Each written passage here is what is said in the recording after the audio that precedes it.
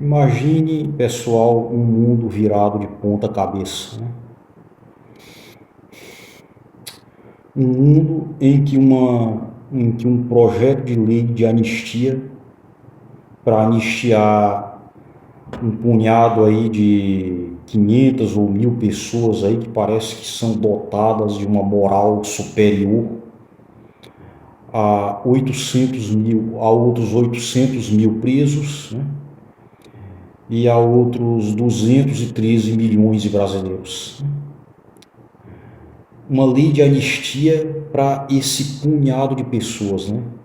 O Congresso brasileiro parou, tá? Está parado literalmente por causa disso aí, né?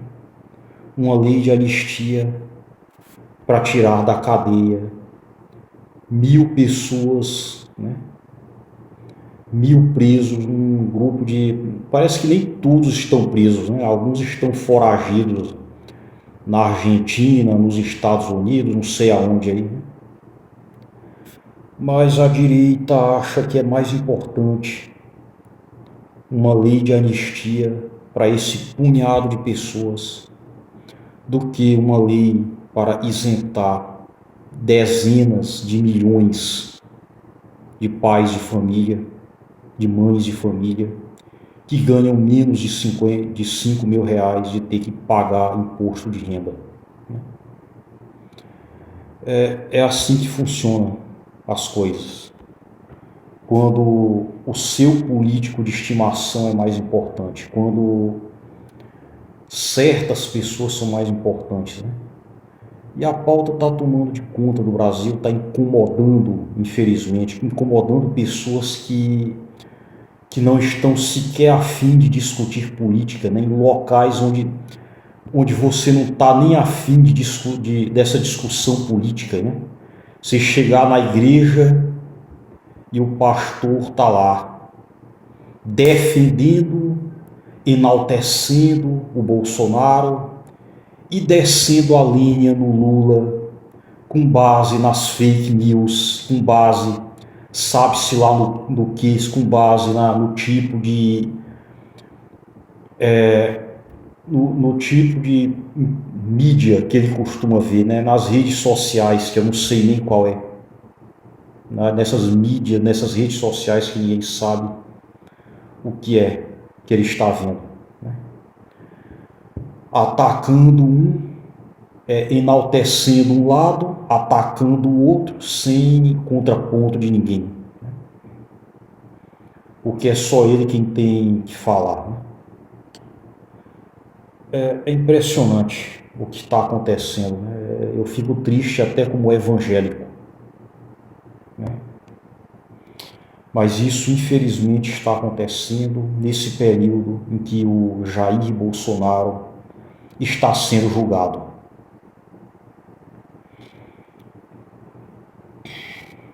É terrível quando você tem político de estimação, esse ou aquilo, tá? Eu sou contra o arcabouço fiscal do Haddad. Eu não passo a mão na cabeça do Lula também, não.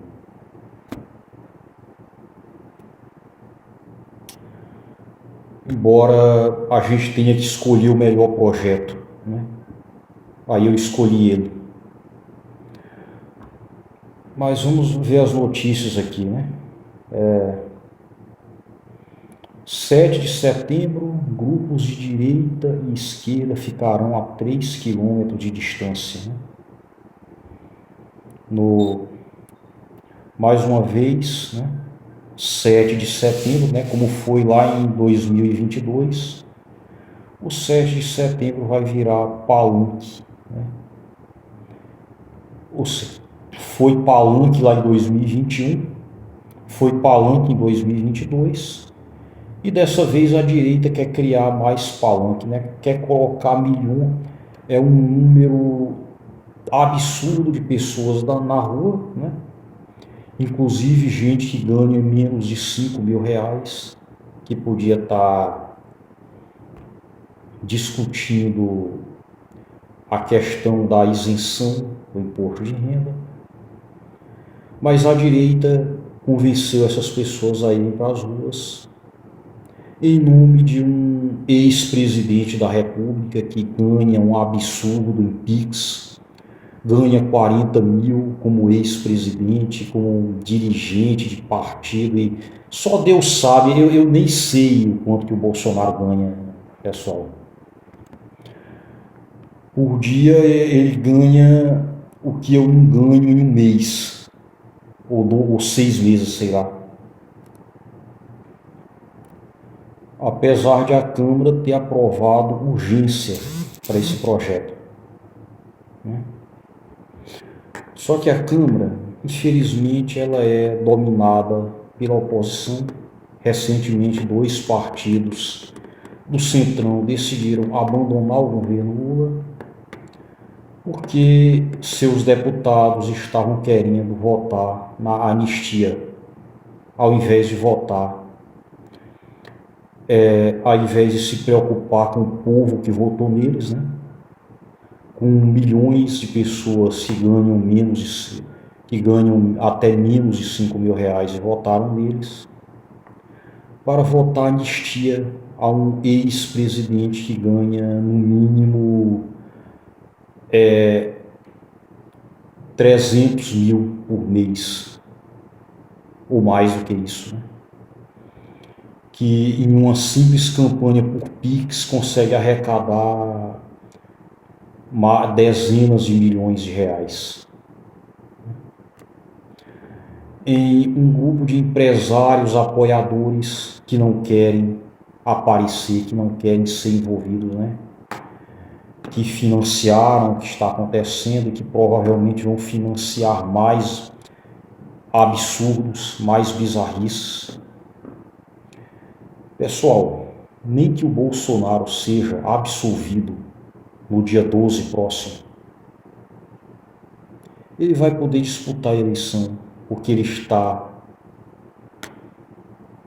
inelegível por conta de condenação no TSE.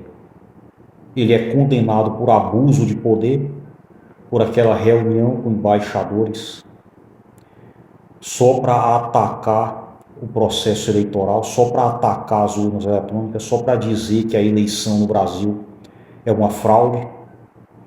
E por aquele 7 de setembro de 2022, em que acabou se transformando em palanque eleitoral, quando devia ser um momento cívico, né?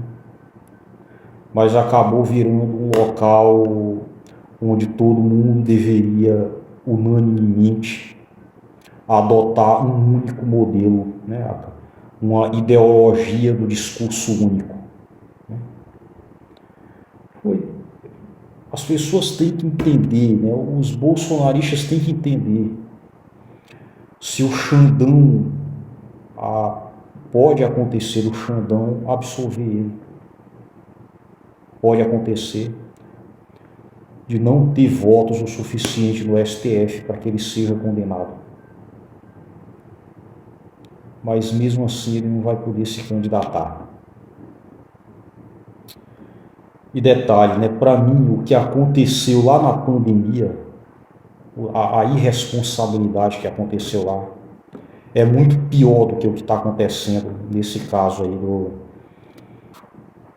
8 de janeiro, né? A princípio eu não pensei que Bolsonaro tivesse envolvido com o 8 de janeiro. Achei que fosse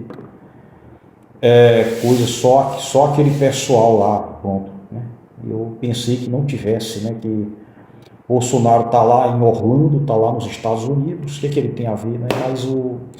Mas até que veio as investigações, encontraram minuta de golpe, veio o depoimento, a delação premiada do coronel Mauro Cid, né? Bem, e isso obriga, né, o que vai acontecer, né? Governistas reagem à anistia, né? Tá aqui a aposta em veto de Lula, que vai defender a soberania do Brasil desse 7 de setembro, né? O governo elaborou o tom e passou a tratar com prioridade a mobilização para barrar a eventual anistia ao ex-presidente Jair Bolsonaro e aliados. Lembrando, pessoal, que Lá em 1954, aconteceu uma tentativa de golpe de Estado. O presidente Juscelino Kubitschek, ele anistiou os militares que tentaram o golpe de Estado em 1954. E adivinha o que aconteceu? 10 anos depois, esses mesmos militares deram o golpe de 64 e o Brasil viveu 21 anos de governo civil-militar. Diga-se, ditadura militar, embora alguns achem que não. E Eduardo Bolsonaro está enquadrando uma ala do PL que quer anistia light, né? Anistia sem o Jair Bolsonaro. Pois bem, pessoal, muito obrigado. Deixe seu like. Até o próximo vídeo. Comente e compartilhe.